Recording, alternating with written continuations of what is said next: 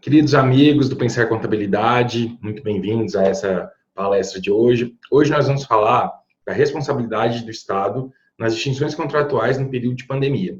E antes da gente iniciar nosso bate-papo, vamos apresentar aqui brevemente. Eu sei que não é a melhor imagem do mundo, você já deve ter visto vários outros palestrantes 1000 vezes mais bonitos, mais charmosos, mas eu vou me esforçar ao máximo para que a gente passe esse período dessa palestra de uma maneira leve, de uma maneira com muito conteúdo, mas de uma maneira leve, né? Evidentemente, para que não fique aquela questão maçante, principalmente que essa nossa palestra, não só a palestra, como esse Pensar Contabilidade, ele está todo desenvolvido de uma maneira online. Por isso que é interessante a gente fazer esse bate-papo aqui, esse debate de uma maneira bem concisa, certo? Bom, dito isso, vamos começar. Olha só, meu nome é Ramiro Haues, eu sou advogado, militante na área trabalhista, professor da BSSP, e normalmente, né, quando eu estou em aula e tudo mais, eu geralmente me apresento e conto uma história. Infelizmente, hoje eu não vou poder fazer essa narrativa histórica, porque o nosso tempo é muito curto.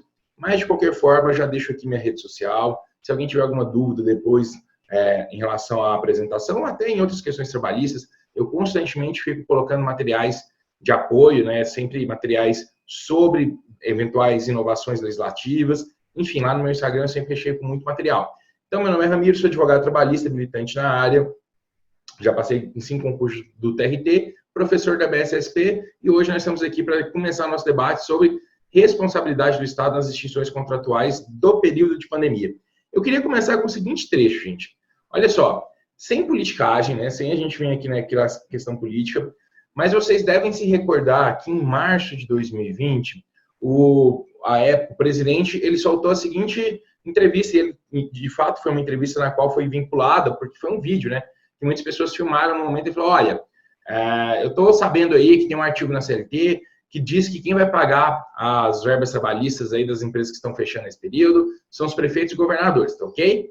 E quando ele soltou esse vídeo, trazendo essa responsabilidade pelo pagamento de eventuais verbas trabalhistas decorrentes de extinção do contrato de trabalho por parte dos municípios e dos estados, o que ele quis dizer? À época, vocês se lembram bem, que ele era contra essas políticas de isolamento, essas políticas de quarentena. E muitos estados, foi bem no início da pandemia, né, o próprio decreto legislativo que trouxe essa existência do estado de calamidade pública no nosso país, ele é datado de março de 2020, e à época ele era contra essas políticas, então muitos prefeitos, muitos municípios e muitos estados, por meio de seus governadores, passaram a adotar essa política de isolamento, passaram a adotar essa política de quarentena sem o aval do governo federal. O que o Bolsonaro disse nessa época? Ele falou, olha, basicamente a pauta que ele defendia era uma pauta de ideia econômica, e por favor, queridos, a quem está me assistindo, eu não estou tentando entrar em debate político aqui, eu simplesmente estou explanando fatos, tá? Nós não vamos discutir se está certo, se está errado, não é esse o aspecto. Bom, aí ele tentou passar essa responsabilidade para os estados, para os municípios, porque, sob o ponto de vista dele, a culpa das extinções de vários estabelecimentos era dos estados e dos municípios que adotaram esse tipo de política. Tranquilos? E aí ele falou, olha, tem um artigo na CLT que põe a responsabilidade nos estados e municípios, tá ok? E em decorrência disso, começou a surgir uma série de questionamentos. Eu lembro que a época que ele deu essa entrevista, o nosso escritório, o telefone assim, tocou loucamente, né? Nosso escritório, eu digo meu celular do escritório, porque eu nem estava mais indo ao escritório à época. Mas, de qualquer sorte, vários alunos nos procuraram, nós debatemos isso, enfim. E essa consequência começou a ocorrer com o tempo e vai continuar a ocorrer. Eu tenho certeza que após esse congresso, muitos de vocês já passaram por isso, ou ainda vão passar por isso, de clientes questionando vocês, então tem que pagar todas as verbas trabalhistas na extinção do contrato, ou eu posso passar para o Estado, ou eu posso passar para o município. O primeiro caso que nós tivemos aqui no Brasil, que sim, ganhou proporção midiática nacional, foi o caso da churrascaria aqui, Fogo de Chão. A churrascaria Fogo de Chão, ela demitiu 690 funcionários lá no mês de maio de 2020, tranquilos? Então a churrascaria foi e demitiu 690 funcionários e preencheu o termo de rescisão do contrato de trabalho da seguinte forma: termo de rescisão do contrato de trabalho, qual é a modalidade de extinção? Extinção do contrato por culpa da autoridade pública. E isso gerou grandes debates à época, certo? Na sequência já veio uma outra rede, que é uma rede de pizzaria, demitiu funcionários e colocou a culpa no governo e começou a eclodir esse tipo de situação. Além desses casos midiáticos, eu volto a frisar, eu tenho certeza que muitos de vocês já tiveram clientes lhes questionando isso, ou se ainda não tiveram, terão. Porque nós ainda estamos sofrendo essas consequências da Covid-19 e provavelmente vamos sofrer por um tempo maior. Então, muitas empresas que talvez tivessem um fôlego financeiro no momento em que se iniciou o período de calamidade pública, talvez não tenham daqui a um mês, daqui a 2, daqui a 3 meses, e vão tentar ver como que podem minimizar os impactos dessas extinções contratuais, certo? Então, assim, foi esse o imbróglio, nós basicamente vamos falar do artigo 486 da CLT, que era um artigo extremamente inutilizado. Basicamente, por exemplo, em aulas de graduação que eu dou aula, em aulas de curso preparatório para concurso, eu passava por esse artigo assim, em cerca de 1, 2 minutos, dava um exemplo rápido e a gente seguia o caminho. E depois esse artigo entrou em voga. Então, nós basicamente vamos falar do fato do príncipe. O que é fato do príncipe?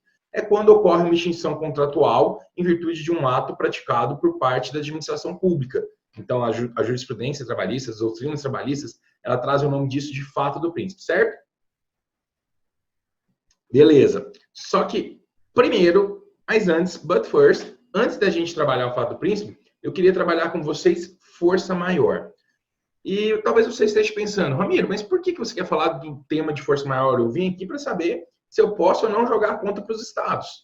E a gente precisa trazer todo esse histórico da força maior justamente para que ao final dessa palestra vocês tenham a conclusão se a responsabilidade é ou não dos estados, quais são as verbas devidas, em caso vocês entendam que é a responsabilidade do Estado, e para que vocês tenham todos os argumentos para orientar os clientes de vocês que, porventura, ainda venham questionar esse tipo de questão, certo?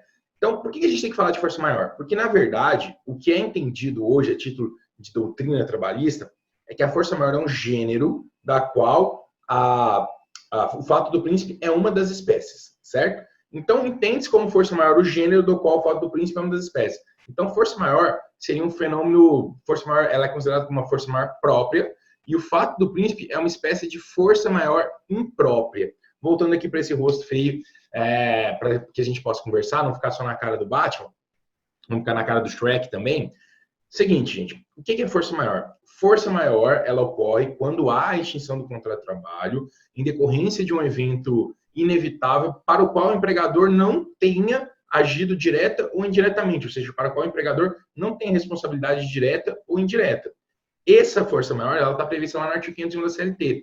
E a MP 927, a medida provisória 927, lá no seu artigo 1º, parágrafo único, ela já reconheceu a força maior.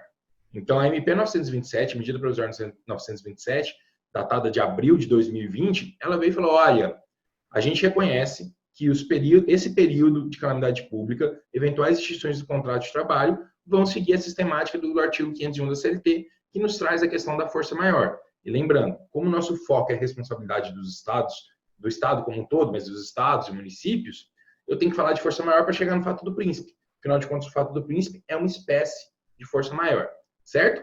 Dito isso, gente, nós já falamos que força maior é aquele acontecimento inevitável para o qual o empregador não tenha responsabilidade direta ou indireta do seu acontecimento, e ele está consignado lá no nosso artigo 501 da CLT, certo? Então, essa força maior, o que é força maior? Está lá no artigo 501 da CLT, que nos traz os seguintes termos. Entende-se como força maior todo acontecimento inevitável em relação à vontade do empregador e para a realização do qual este não concorreu direta ou indiretamente, que é o que eu havia adiantado a vocês. Beleza, talvez você esteja pensando, prof, então vamos pensar aqui. O coronavírus, o estado de pandemia mundial, não tem a ver com nenhuma empresa é culpada disso. Então, nenhum empregador concorreu direto ou indiretamente para a extinção do contrato, certo? Certo. É um evento inevitável, no qual não se poderia prever, não havia previsibilidade dessa ocorrência, certo? Certo também. Então, é força maior? E aí, pessoal, vocês acham que nesse caso é força maior? Talvez alguns já tenham falado, bom, é força maior, até porque a própria MP 927, como o senhor relatou há pouco, trouxe que é força maior.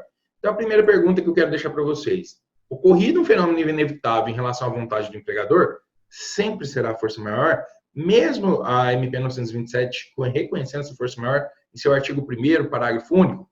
E a minha resposta singela a vocês é que não. Não é sempre força maior. Por quê? Porque vocês vão ter que verificar duas situações, gente.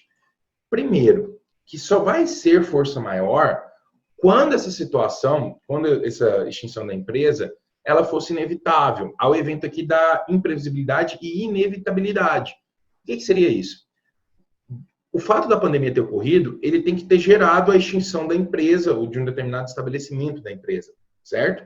Por exemplo, vamos supor o seguinte, o seu escritório contábil veio a pandemia, vocês pararam a atividade? Não. Então, se você não parou a atividade, mas eu fechei o estabelecimento provisoriamente. Tá, mas continua tendo atividade em teletrabalho? Sim, então não é força maior. Para ser força maior, primeiro requisito, tem que haver a extinção da empresa ou tem que haver a extinção do estabelecimento. Se alguma empresa ou algum estabelecimento continuou a funcionar, ainda que em regime de teletrabalho ou com adiantamento de férias individuais, férias coletivas, banco de horas, adiantamento de feriado, enfim, aquelas medidas que nós sabemos que foram positivadas da MP 927, mas se houve a permanência do funcionamento de determinada empresa ou de determinado estabelecimento, não há se falar em força maior. Então, aqui não haveria força maior. Por quê? Porque a MP 927, ela reconhece a força maior nos termos do artigo 501 da CLT. E o próprio artigo 501, que é o capítulo de força maior e seguintes, que traz o 502 e o 503, traz que para ser força maior, a empresa tem que fechar, certo? Segunda questão, para ser força maior, não pode ter ocorrido imprevidência do empregador. O que seria isso? Olha só, uma semana antes da decretação do estado de calamidade pública, 1 ou 2 semanas, pessoal, eu posso estar falando de uma maneira equivocada. Aqui em Goiânia tem uma grande empresa, por uma questão ética eu não vou falar o nome, mas é uma grande empresa cujo estabelecimento aqui em Goiânia foi fechado. Essa grande empresa, ela é uma empresa de funcionamento nacional, então ela tem em quase todos não, mas ela tem nas 5 regiões do nosso país. E 1 ou 2 semanas antes da decretação do estado de calamidade pública, a empresa fechou as portas. E ela não avisou a seus funcionários. Por exemplo, se eu, Ramiro, fosse empregado da empresa, eu fui trabalhar na terça-feira, na quarta, quando eu fui trabalhar, as portas estavam fechadas. Nenhum de nós, nenhum dos funcionários, né, eu não era funcionário da empresa especificamente, mas nenhum dos funcionários teve ciência de que essa empresa estava em via de fechamento. O que vocês pensam com isso, gente? Provavelmente, o balanço patrimonial dessa empresa estava extremamente baixo. O controle financeiro, essa empresa não devia fornecer lucro há um bom tempo. Então, o controle financeiro dessa empresa estava muito provavelmente deficitário. Vamos pensar o seguinte, isso ocorreu 2 semanas antes do início da calamidade pública. E se ocorresse 2 semanas depois? Talvez uma empresa que nem foi em decorrência da pandemia que está gerando sua extinção, mas talvez uma empresa que já estava querendo gerar a extinção do seu funcionamento. Quando vem a Covid, quando vem uma entrevista dessa falando que são os estados e os municípios que vão pagar pelas verbas rescisórias, ou quando lê o artigo do primeiro, parágrafo único da MP 927, que fala que há o reconhecimento do estado de força maior, o empresário, nesse caso, já olha e fala, bom, já sei, vou fechar as portas, fecho a empresa, em vez de pagar, sei lá, 2x de verbas rescisórias, vou pagar X, o outro X eu passo para os estados e municípios, ou no caso de força maior própria, que é o termo que nós estamos estudando nesse momento, eu vou pagar as verbas indenizatórias pela metade. Tranquilos? Então, a primeira coisa que eu quero que vocês lembrem é que o próprio artigo 501 da CLT, e nós vamos refazer essa leitura, ele traz que para a hipótese de ser força maior, não pode ter ocorrido imprevidência do empregador e ele não pode ter, de alguma forma, gerado, direto ou indiretamente, essa extinção contratual. Além do que, o fato ensejador da força maior tem que ser o fato responsável pela ruptura do contrato de trabalho. Porque se de repente a empresa já vinha mal das pernas, ela não pode se locupletar, ela não pode aproveitar desse período de pandemia para tentar afastar a sua obrigação de pagar as verbas trabalhistas, ou pelo menos nesse caso as verbas indenizatórias. Até porque nós temos que lembrar o seguinte, artigo 2º da CLT, o risco da atividade econômica é de quem? É da empresa. Então, se porventura a empresa teve um insucesso, é a empresa que vai arcar com esse risco, certo? Então, para ser força maior, já são 3 requisitos. Mesmo a MP reconhecendo, tem que cumprir esses 3 requisitos, porque eles estão na CLT. E a MP faz a remissão à CLT. Quais são esses nossos 3 requisitos? Tem que haver o fechamento da empresa ou do estabelecimento, de um estabelecimento específico, que é o fechamento total. Então, se não fechou, continuou a ter atividades, não há se falar em força maior. Segundo, não pode ter havido imprevidência ou imprudência do empregador e ele não pode ter concorrido de alguma forma para essa extinção do estabelecimento e consequente extinção dos contratos de trabalho. Em outras palavras, quer dizer que se determinado funcionário, porventura, ingressar com uma reclamação trabalhista futura contra essa empresa, porque recebeu sua verba indenizatória pela metade, a empresa vai ter que provar que de fato foi a Covid que gerou essa extinção contratual. E não que a empresa vinha com problemas financeiros, e não que a empresa tinha uma má gestão, e não que ela investiu de uma maneira errada. Ou seja, é a empresa que vai ter que demonstrar que foi a Covid a responsável pela ruptura do contrato, e não outros fenômenos. Porque a gente tem que pensar que muitas empresas, inclusive nesse momento que nós tivemos a pandemia, já estavam em vias de fechamento, certo? E elas não podem se locupletar dessa situação específica. Tranquilos? Então, já trazendo isso, por que você está relatando isso? Porque eu quero lembrar vocês que Fato do Príncipe é uma força maior imprópria e, portanto, vai seguir algumas regras dessa força maior, certo? Então, olha só, vamos lá. Isso que nós argumentamos agora está lá no artigo 501 da CLT. Nós podemos acompanhar dos seguintes termos. A imprevidência do empregador exclui a razão de força maior. Então, se foi por uma má gestão, força maior está afastado. E o parágrafo 2º, a ocorrência do motivo de força maior que não afetar substancialmente ou não for suscetível de afetar, também vai afastar a existência dessa força maior, certo? Então, nós precisamos ter muito cuidado com isso aqui. E aí, talvez já entre até aquela polêmica. Professor, o que é devido havendo a força maior? Com relação à força maior, pessoal, olha só, a CLT ela nos traz que, havendo a extinção da empresa, então, para ser força maior, a empresa tem que fechar, lembre que eu comentei isso agora, ou um de seus estabelecimentos, pelo menos, vai ser devido uma indenização de metade do que seria devido em caso de rescisão sem justa causa. Aqui eu preciso contar uma historinha para vocês. Vamos lá. Olha só, essa indenização, professor, o que vem a ser essa indenização? E eu estou aqui me chamando de professor, gente, perdão, podem me chamar de Ramiro, podem me chamar, sei lá, Seth Rogen, Shrek, Ogro, Gordinho, enfim, fica a seu critério.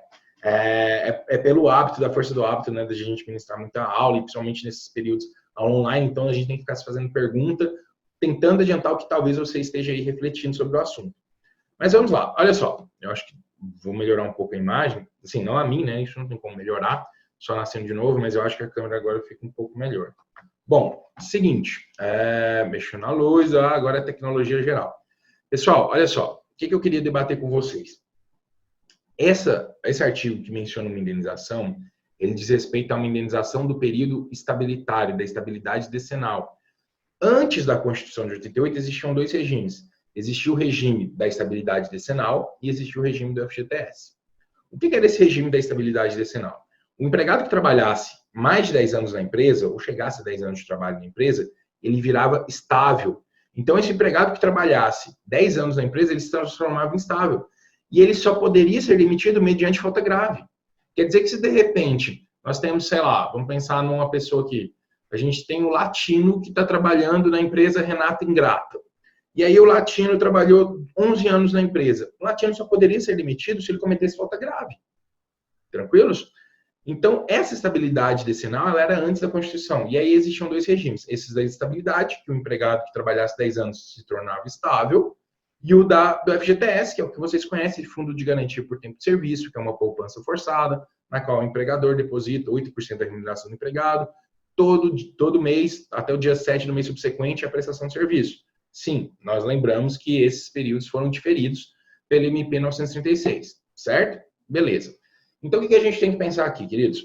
Essa estabilidade decenal, como que ocorria? Se o empregado era demitido sem justa causa, na época da estabilidade decenal, ele fazia jus ao valor de um salário por ano ou fração de 6 meses de serviço prestado. Então, quer dizer o quê? Se o latino que trabalhava lá nessa empresa, ele tinha 2 anos de trabalho e fosse demitido, ele ia receber 2 salários. Se ele tinha 3 anos de trabalho, ele ia receber 3 salários. Lembrem, é ano ou fração de 6 meses trabalhado. Então, se ele tinha 3 anos e 5 meses trabalhados e fosse demitido, ele ia receber 3 salários. Mas se ele tivesse 3 anos e 7 meses trabalhado, ele iria receber 4 salários, certo? E se nós fizermos os cálculos, o FGTS é muito próximo a isso. O FGTS é 8%, são 13 salários por ano, dá 104%. Então, o FGTS é muito próximo a esse regime. A grande diferença é que o FGTS é mês a mês, e esse regime era ano de trabalho ou fração de 6 meses.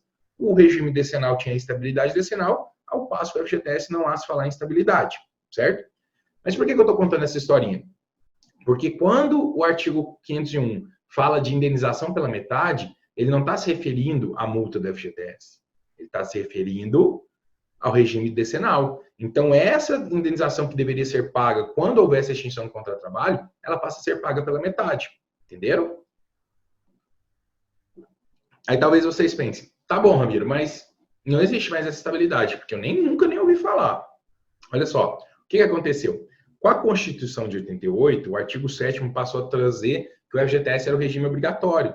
Então, essa estabilidade decenal foi revogada por não recepção da Constituição. Quer dizer que uma nova Constituição foi promulgada e essa nova Constituição não recebeu esse artigo 486 no que tange a indenização. O artigo ainda está em vigor, 486, perdão, 501, né? O 486 nós vamos falar na sequência. O artigo ainda está em vigor, mas esse trecho de indenização não foi recepcionado pela Constituição, uma vez que não há mais a estabilidade decenal e esse regime de indenização de um salário por ano ou fração de 6 meses de trabalho prestado. E aí, qual que é a grande interpretação da doutrina e da jurisprudência? Bom, mas ainda existe uma indenização, não existe? Além de poder sacar o FGTS, que já está lá na conta, ainda existe a indenização pertinente a 40% do valor dos depósitos do FGTS. Essa indenização ainda existe. Então, o que a jurisprudência entendeu foi o seguinte, olha, já que não existe mais a estabilidade decenal, mas ainda existe a indenização fundiária, que é a indenização do FGTS, vai ser pago metade do valor da indenização fundiária. Tranquilos? Então, reconhecida a força maior, será pago metade do valor da indenização fundiária. Certo? Então, em vez de pagar a multa de 40%, paga-se a multa de 20%. E aí tem uma segunda discussão. Essa discussão é cabível tanto na força maior quanto no fato do príncipe. Mas vamos para a força maior própria. Talvez você pense, Ramiro, é devido ao aviso prévio? E aí eu lhes digo, não sei. Aí, puta que pariu, eu tô aqui, gastando meu tempo, assistindo uma palestra com os maiores contadores, estudiosos da legislação trabalhista, para ver um gordinho desse me falar, não sei? É isso. Eu peço desculpas, gente, mas não tem como eu te dar uma resposta precisa. Eu posso te dar minha opinião. Eu detesto ficar em cima do muro. Até porque se eu ficar em cima do muro, há um risco grande do muro quebrar. Mas eu posso dar minha opinião. Olha só, nós temos várias correntes que discutem isso. Porque como nós vimos aqui na tela, pessoal, olha só, o artigo não fala de aviso prévio, ele fala que será metade do que seria devido em caso de rescisão sem justa causa, no inciso 2. E aí, há discussões sobre a natureza do aviso prévio. Por exemplo, vou citar alguns autores aqui. Há uma corrente, na verdade é melhor eu não citar, depois qualquer coisa vocês me perguntam. Há uma corrente, que às vezes o autor muda de ideia, né? E eu estou citando o autor em relação ao artigo de alguns meses atrás. Há uma corrente muito forte hoje na jurisprudência que fala que em hipótese de força maior não há aviso prévio. E por que não haveria aviso prévio? Lembre, aviso prévio é a comunicação da intenção de se extinguir o contrato de trabalho, certo? Eu até brinco que é tipo aquela mensagem que você recebe do seu crush. Aí ele fala assim, meu bem, precisamos conversar. Aí você fala, não, pode falar, meu amor. Aí ele fala, não, tem que ser pessoalmente. Quando ele fala tem que ser pessoalmente, ele já te avisou da intenção de entrar com o pé e você entrar com a bunda. É a mesma coisa, o aviso prévio, uma das partes vai avisar a outra parte que tem a intenção de extinguir o contrato de trabalho, então de entrar com o pé e a outra parte entrar com a bunda. Tranquilos? Beleza. Então, o próprio artigo 487 da CLT, os próprios dispositivos da CLT que trazem o aviso prévio, eles nos trazem que o aviso prévio ele vai ser concedido em relação à parte que pretende romper o contrato. Mas se nós pensarmos em força maior, ninguém teve a pretensão de romper um contrato. Foi um fenômeno inevitável, imprevisível. Então não há se falar em aviso prévio porque vai de encontro à própria natureza do instituto, que é justamente a parte que intenta romper o contrato. Mas na força maior ninguém intenta romper o contrato. Essa é uma das correntes. A outra corrente fala, não, é devido ao aviso prévio, sim. E o aviso prévio, é óbvio, gente, nesses casos o aviso prévio é indenizado. E o aviso prévio indenizado. Por quê? O risco da atividade econômica do empregador, artigo 3º, artigo 2º da CLT, princípio da alteridade. São essas duas correntes. E eu, Ramiro, particularmente entendo que na força maior própria não é devido ao aviso prévio. Porque é um fato imprevisível que ninguém tem culpa desse fato, nem empregado, nem empregador. Então eu entendo que não é cabível aviso prévio, que vai contra a própria natureza do instituto. Certo? Mas vocês vão achar correntes nos dois lados. E é sempre importante vocês exporem isso a eventuais clientes ou a eventuais alunos que vocês têm, certo? Beleza. Falamos isso, então nós sabemos agora que força maior, a indenização será paga pela metade. Para quem entende que é devido ao aviso prévio, vai pagar o aviso prévio pela metade e a multa da FGTS pela metade. Para quem entende que não é devido ao aviso prévio, vai se pagar apenas a multa da FGTS pela metade, certo? Ok. Então, voltando aqui, já entendemos o que é força maior, né? A essa altura já podemos bater um papo sobre essa. E aí eu quero lembrar que para ser força maior tem que ter imprevidência do empregador, ele não pode ter agido direto ou indiretamente, ou seja, não vai ser força maior se de repente, ratificando aqui, se de repente tiver problemas financeiros decorrentes de políticas econômicas ou dificuldades diversas verificadas no mercado, falta de organização financeira interna da própria empresa ou má gestão, não acarreta força maior, certo? Não acarreta força maior. Beleza. Isso até ratificando, ó, vamos ler apenas a parte amarela, uma decisão do TST do ano passado, ratificando esse ponto de vista. De acordo com o artigo 501, caput da CLT, considera-se força maior todo acontecimento inevitável em relação à vontade do empregador e para a realização do qual este não concorreu direto ou indiretamente. No entanto, a própria lei, no parágrafo 1º citado dispositivo, cuidou de segurar que a imprevidência do empregador exclui a razão de força maior, ou seja, a má gestão dele, por exemplo. De forma que, diante de uma situação de crise econômica ou financeira experimentada pela empresa, é necessária a apuração de fatores desencadeadores dessa conjuntura. Uma vez constatada a participação, ainda que indireta, da empregadora como causa dessa crise, não há se falar em força maior. Foi aqueles exemplos que eu comentei no comecinho, de empresas que, porventura, pudessem querer se locupletar desse evento de pandemia. Então, beleza. Nós falamos da força maior e agora nós voltamos. Voltamos aqui para o fato do príncipe. Esse príncipe, especificamente, muito animado.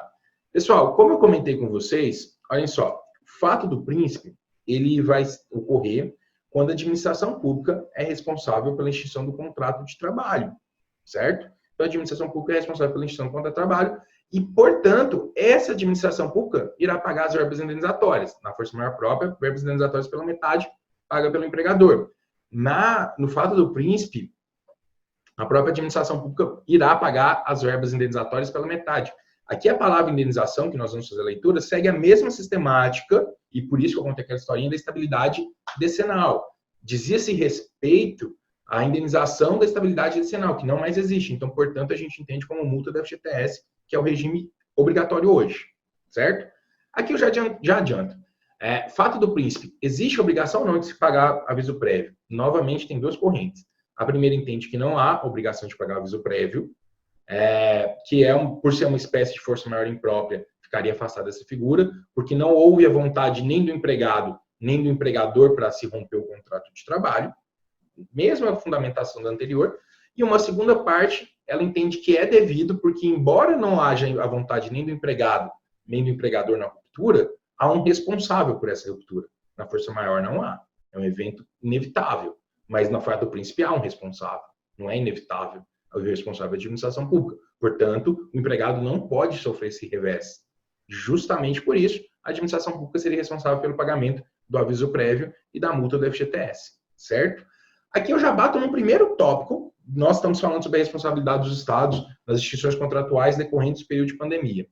Aquela notícia que eu trouxe lá da churrascaria, da pizzaria, e reparem, né, o professor Gordinho só dá exemplo de comida. Jesus!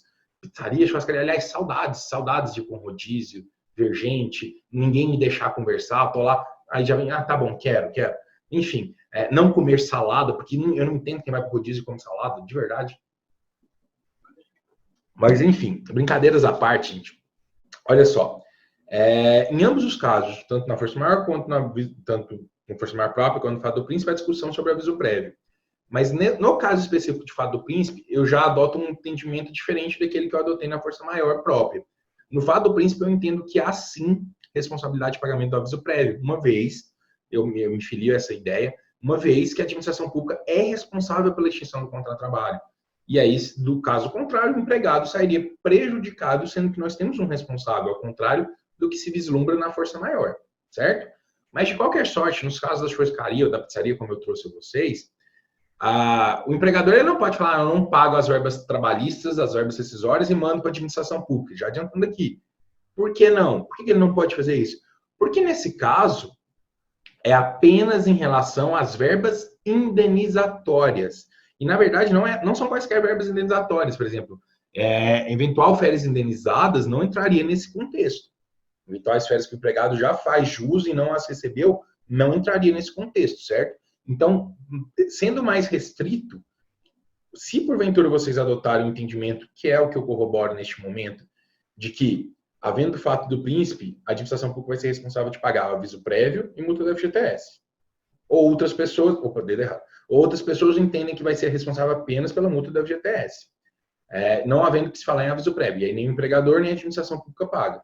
De qualquer sorte, todas as outras verbas trabalhistas são de responsabilidade do empregador, princípio da alteridade e risco da atividade econômica é do empregador. Então, saldo salário, férias proporcionais, férias vencidas, férias vencendas, 13º proporcional, todas as demais verbas trabalhistas seriam de responsabilidade do empregador. Aqueles casos que eu trouxe a par de exemplo, que começaram a pipocar no mês de maio de 2020, que eu tenho certeza que vocês já estão evidenciando vários desses, e nós iremos continuar a assistir esse tipo de fenômeno, esses casos, as empresas elas não podem passar para o Estado toda essa responsabilidade.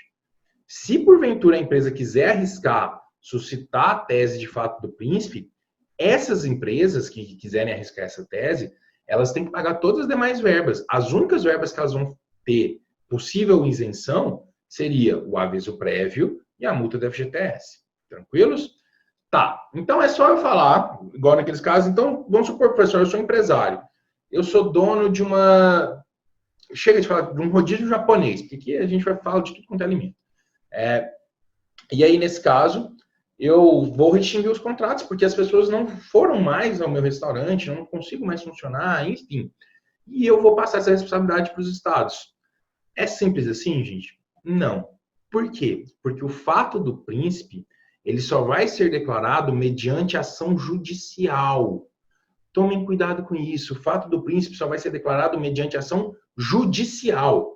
Quer dizer que eu não posso simplesmente falar, é fato do príncipe e pronto. Dane-se. Eu que mando essa porra. Não. Não é assim.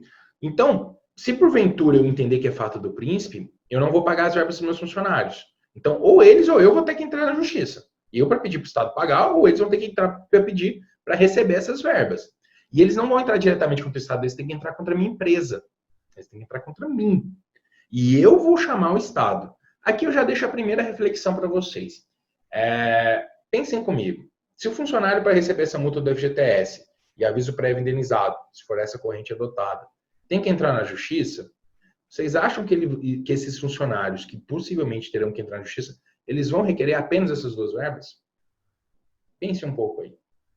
Eu acredito que não. Esses funcionários que forem entrar na justiça, eles não vão requerer só essas duas verbas. Eles vão requerer eventual adicional noturno que eles entendem fazer direito, eventuais horas extras que eles entendem fazer direito, eventual adicional de salubridade, eventual adicional de periculosidade, eventual dano moral, porque no momento que mais precisava de dinheiro ficou desassistido, ou até outras circunstâncias que porventura eles entendam haver dano moral. Enfim, é um risco de um passivo muito grande para a empresa, certo? Por quê? Porque o funcionário que for requerer essas verbas, esse funcionário, ele não vai requerer apenas essas verbas. Esse funcionário vai requerer tudo que ele entender de direito. Então, a gente tem que tomar esse primeiro cuidado muito importante em relação a isso. Se for, porventura, vocês forem adotar fato do príncipe, um cliente e vocês quiserem adotar, lembrem que fato do príncipe é apenas se será declarado apenas mediante ação judicial. Outro detalhe, ele não é uma espécie de força maior? Então, a empresa ela não pode ter cometido algum ato que gere a ruptura do contrato, que gere o fechamento da empresa. Aqueles mesmos exemplos que eu falei, olha, se a empresa tinha uma má gestão, se a empresa, por exemplo, estava com o balanço patrimonial ruim, se a empresa já ia fechar de qualquer forma, essas empresas não vão conseguir decretar o fato do príncipe. Por que não? Porque é uma espécie de força maior imprópria. E sendo uma espécie de força maior, a empresa não pode ter ajudado, ter direto ou indiretamente levado à extinção desses contratos. E outro detalhe, nesse caso, mesmo a situação da força maior, só que um pouco menos ampliado, para ser fato do príncipe, a empresa tem que ter paralisação parcial ou total de suas atividades. Então, se de repente eu paralisei parte da empresa e outra parte ficou trabalhando em teletrabalho, não é fato do príncipe. Peraí, professor. Se a churrascaria continuar a funcionar entregando teleentrega, não é fato do príncipe. Se de repente essa pizzaria demitiu uma série de funcionários falando que é fato do príncipe, mas continuou entregando delivery, não é fato do príncipe, porque ela não paralisou suas atividades temporária ou definitivamente. E aí, ferro, sonoplastia é ótimo, né? Ferro passivo trabalhista gerado. Tranquilos? Então, tomem muito cuidado com isso, em termos de responsabilidade da administração pública. Outro detalhe, e aí, novamente, gente, é interessante porque essa nossa palestra, ela traz temas polêmicos, temas que eu não tenho a capacidade de vir aqui e falar, é isso e ponto.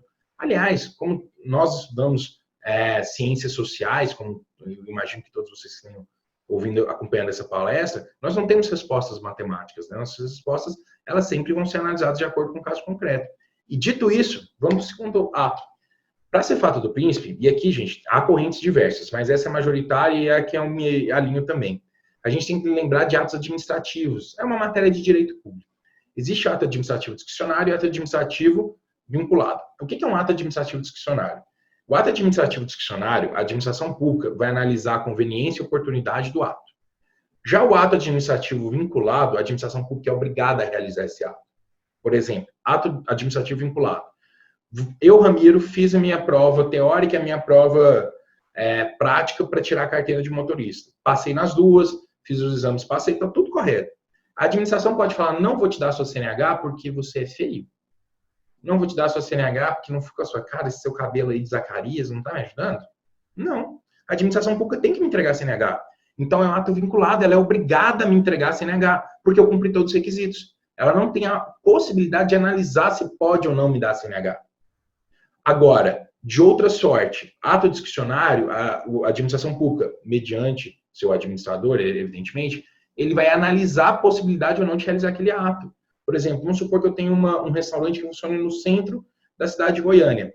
E eu consigo ter muito cliente porque ele funcionava no centro da cidade de Goiânia. A Prefeitura de Goiânia quer criar uma escola no centro.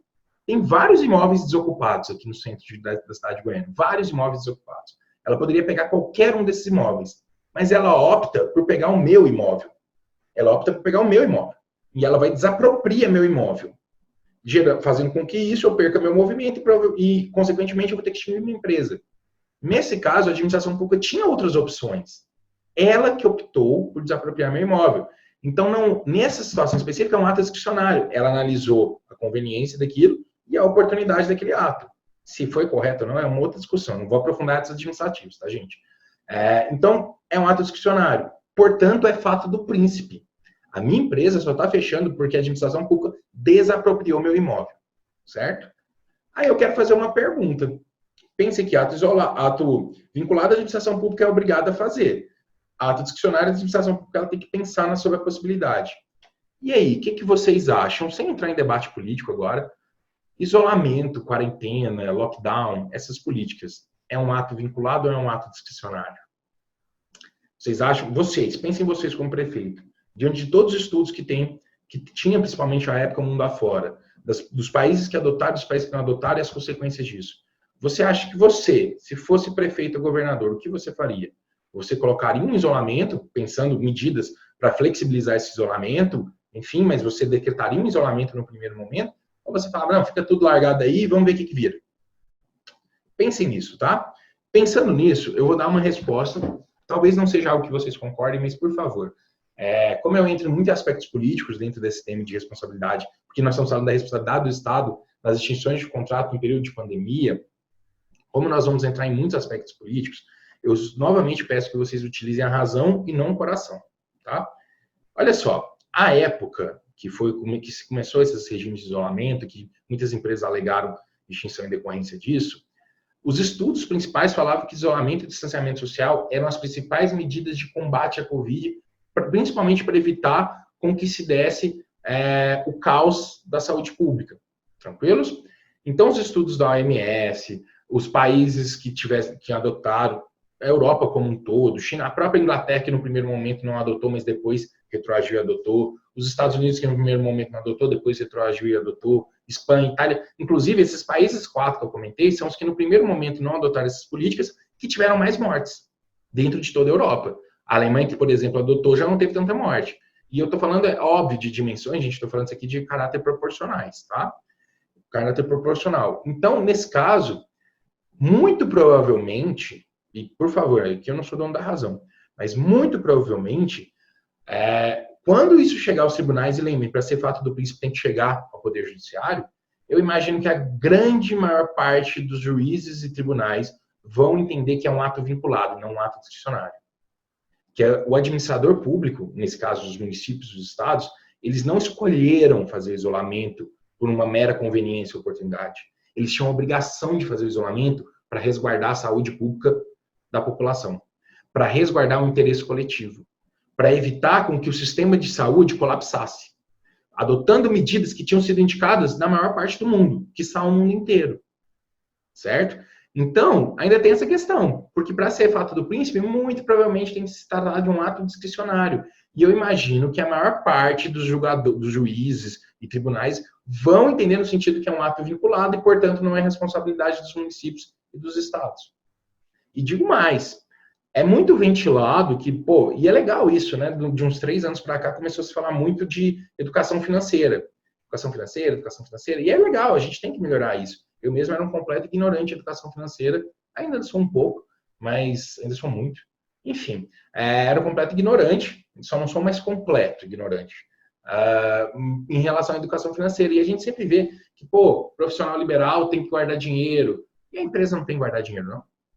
A empresa não tem que imaginar que pode acontecer alguma coisa de ruim, porque a gente é obrigado. Você aí provavelmente tem que ter sua poupança, seus investimentos, porque se der alguma merda, você tem como se cobrir. As empresas não. As empresas elas têm que vender o prato do almoço para comprar a janta. Eu entendo que existem negócios e negócios. Nós mesmos, aqui em Goiânia, a maior parte dos nossos clientes são empresas de pequeno porte, empresas de microempresas, enfim, empresas do simples. E nós vimos muitas situações tristes, sabe? De partir o coração. De verdade, assim, foi de partir o coração vendo muitas empresas fechando e de clientes que eu tenho o maior carinho. Mas o que eu estou querendo dizer é um outro ponto de vista. Não é o que eu necessariamente penso. Eu acho que esse argumento que eu suscitei a vocês, muitos tribunais vão defender. Vão falar, olha, a empresa tinha que se preparar, ela tinha que aguentar pelo menos 2 meses. Porque, querendo ou não, as medidas provisórias, elas dão uns fôlego aí de uns 5 meses. Né? Embora ela só tenha vigência de 60 dias, mas provavelmente ela dá esse fôlego com suspensão do contrato, antecipação de férias, redução do salário, redução da jornada, enfim. De sorte é não fechar a empresa de imediato. Porque lembra, para ser fato do príncipe, força maior tem que ter paralisação da atividade. Se a atividade continuou, já não é. Então, eu imagino que os tribunais vão afastar essa figura do fato do príncipe sob 2 argumentos. Primeiro, era um ato vinculado, então a administração pública fez o que devia fazer. Segundo, a empresa tinha que se organizar para não sofrer esse tipo de revestresse. Tranquilo isso? Então, concluindo essa ideia, para a gente ampliar um pouco e dar uma conclusão geral, se porventura a gente for debater responsabilidade dos estados, das instituições de contratos de trabalho decorrente do período de pandemia, não é um tema que eu suscitaria com um cliente meu com muito ênfase, não. De verdade. Eu acho que essa ideia de fato do príncipe vai sofrer constantes derrocadas quando esses processos começarem a chegar no TST. Até porque o TST, nós não temos jurisprudências muitas, porque isso é extremamente incomum, mas as jurisprudências que nós temos no TST, que são até um pouco antigas, elas adotam esse posicionamento. Eu não imagino que o tribunal vai mudar de ideia. Quer ver? Vamos lá, queridos. Olha só. Nós falamos do artigo 4, para dar um descanso, né, para vocês, não ficar vendo essa minha cara de Shrek, do artigo 486. O que nos traz esse artigo 486? No caso de paralisação temporária ou definitiva do trabalho, ou seja, tem que parar o trabalho motivado por auto de autoridade municipal, estadual ou federal, ou pela promulgação de lei ou resolução que possibilite a continuação da atividade, pagamento da indenização que ficará a cargo do governo responsável, certo? Parágrafo 1º. Sempre que o empregador invocar sua defesa, preceitos do presente artigo, o Tribunal do Trabalho competente notificará a pessoa jurídica de direito público pela paralisação do trabalho, para que no prazo de 30 dias alegue o que entender devido, passando a figurar no processo chamada a autoria, certo? Então, notem, ele ratifica que tem que ter processo, tranquilo? De que tem que ter paralisação da atividade. Beleza, por ato da autoridade pública. Aqui a gente traz a parte da documentação, não vou nem ficar perdendo o tempo de vocês com isso. O parágrafo 3º traz a questão de que esse processo vai correr na justiça comum, é inconstitucional, tá? Esse parágrafo 3º ele é inconstitucional, porque atualmente a Constituição entende que é competência da própria Justiça do Trabalho, então lembrem que isso aqui é antes do período da emenda constitucional de 2005, a emenda que alterou o artigo 114 da Constituição, então atualmente é competência da Justiça do Trabalho. Lembrem que esses dispositivos é antes até da própria Constituição de 88, certo? E quais são esses riscos, então, do fato do príncipe que nós falamos? Risco do fato do príncipe: tem que ter demanda judicial, provavelmente o empregado não irá requerer apenas as verbas rescisórias, ele não irá requerer apenas as verbas rescisórias, vai requerer os demais valores envolvidos na reclamação trabalhista. É de difícil comprovação, porque por ser força maior e imprópria, eu tenho que comprovar que a empresa não teve imprevidência, ela não concorreu direto ou indiretamente, e que isso foi um fator substancial para gerar a paralisação definitiva ou temporária das minhas atividades, então é de difícil comprovação. A empresa ela vai ter que ter esse controle de balanço patrimonial para mostrar, olha, foi daqui, foi da pandemia ladeira abaixo. E aí talvez para contratos futuros, talvez se consiga provar isso a título de força maior, a própria MP 927 já previa isso, ou se um outro juiz vir a concordar com essa ideia de que é fato do príncipe, os seus clientes, no mínimo, vocês vão ter que fazer o balanço patrimonial e todo o acompanhamento da folha financeira dessa empresa, desde o início da pandemia até o momento que isso for alegado, certo? Então tem que se resguardar muito bem de provas documentais. Beleza. Deve paralisar a atividade da empresa do estabelecimento. Trata-se de uma espécie de gênero de força maior e, portanto, o requisito de afetação substancial da situação econômica da empresa, bem como a ausência de previdência do empregador, se fazem necessários para a comprovação. Tranquilos? Então, tudo isso são riscos suscitados aqui nessa hipótese de fato do príncipe e que vocês têm que passar para os clientes de vocês. E lembrem, se porventura forem ingressar nessa aventura judicial, estejam munidos de documentos comprobatórios de que foi o início da pandemia, o início da derrocada dessa empresa. Certo? Beleza. Eu falei para vocês o posicionamento do TST, trouxe aqui o nosso exemplo. Olha só, esse julgado do TST discorrendo sobre o fato do príncipe, que eu creio que vai ser o posicionamento mantido. Recurso de revista, fato do príncipe, chamamento autoria. A imprevidência do empregador e a concorrência da culpa excluem a caracterização de força maior, na forma do artigo 501, seu parágrafo 1º da CLT. Bem, não é uma espécie de força maior.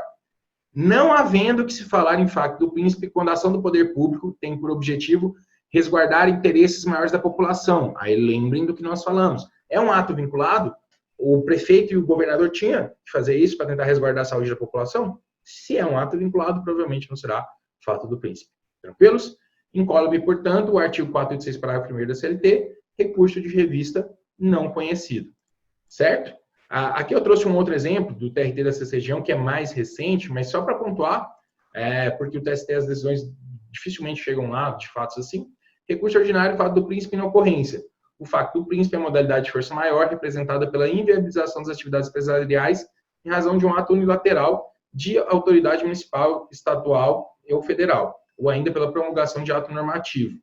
No caso invertente, não observada a imprevisibilidade e a inevitabilidade, lembrem que é a espécie de força maior, típicos do fato do príncipe, recurso da reclamada que se nega provimento. Se vocês, de repente, forem atrás de procurar decisões de tribunais que reconheçam o fato do príncipe, vai ser muito, muito inócuo. Poucas decisões de tribunais entendem pela essa inocorrência de fato do príncipe, certo? E aí, voltando aqui, pessoal, toda essa temática, o que eu queria concluir com vocês? Eu queria, no final, agradecer, né? Agradecer a vocês. Ó, 2 Brad Pitt aqui, só que um que deu certo e o outro não, né? Tipo, o Brasil que deu certo, ali deu certo, aqui não. E eu gostaria de pontuar, concluindo, que vocês tomassem muito cuidado quando versarem sobre responsabilidade do Estado nas instituições de contrato durante o período de pandemia. Eu acho que vai ser muito difícil comprovar. Ramiro, você está querendo dizer que então não tem jeito? Não, não é isso. A análise ela é sempre feita em casos concretos, tá? Cada caso é um caso. Mas eu sugeriria que vocês tomassem muito cuidado diante de toda essa argumentação que nós trouxemos aqui, para que não gerassem passivos aos seus clientes ou para vocês mesmos, que de repente são empreendedores. Talvez é melhor tentar fazer um acordo, enfim, que não gerasse essa questão, uma ação para homologação de acordo judicial, alguma coisa nesse sentido, para que não gere esse possível passivo. Porque vocês têm que lembrar que se tiver ação, é honorário de sucumbência, é depósito recursal, é custos processuais, se o Estado ou o município entrar no processo, é honorários para o Estado ou para o município também, se o juiz afastar. Então, além das verbas, no final vai ter que pagar muito mais valores pertinentes ao processo. Por isso eu solicito que vocês tomem muito cuidado. É muito complicado a gente achar que há uma responsabilidade dos estados nas instituições dos contratos no período de pandemia. Reitero, deve ser analisado cada caso. Às vezes o estado tinha um monte de leito de UTI livre, estava no isolamento e demorou para flexibilizar. Pode ser colocado isso em análise. Então, assim, vai ter que depender de uma análise técnica, por exemplo, mas vamos supor que uma determinada cidade, não é tão comum aqui para nós, infelizmente, mas uma determinada cidade tem, sei lá, 3 mil habitantes e estava com 200 leitos de UTI disponível. E o número de infectados era mínimo. E ela ainda assim manteve isolamento sem flexibilizar as atividades. Bom, talvez essa não foi a política correta a ser adotada. E aí vai se discutir se a política pública foi correta ou não. Mas, em regra, no caráter geral, eu imagino que haverá um afastamento disso. Certo? Pessoal, eu queria dizer que foi um imenso prazer poder falar aqui no Pensar Contabilidade. Eu fico muito feliz a todos que se inscreveram. Peço desculpas se de alguma forma eu ofendi alguém. Minha ideia foi tentar passar o conteúdo de uma maneira mais clara, mais sem juridiquês e mais divertida, mais leve possível, né? Queria agradecer ao pessoal da BSSP também, que é uma casa que eu sou extremamente feliz ministrando aula. E deixar aqui meu grande abraço, meu beijo, tal qual o Brad Pitt, né? Ali na nossa GIF. E meu Instagram, que está lá no começo da apresentação, Ramiro Haues. Se vocês quiserem, estou sempre postando conteúdo e ficou com alguma dúvida do que nós debatemos aqui, me mandem um alô, até quem estiver assistindo aí, depois, sei lá, tira uma fotinha e fala, Ramiro, estou assistindo aqui o Pensar Contabilidade com você, e eu vou ficar mal feliz, a gente troca uma ideia, e passado tudo isso, a gente toma uma cerveja com torresmo, beleza? Pessoal, um beijo, viu? Muitíssimo obrigado, até a próxima.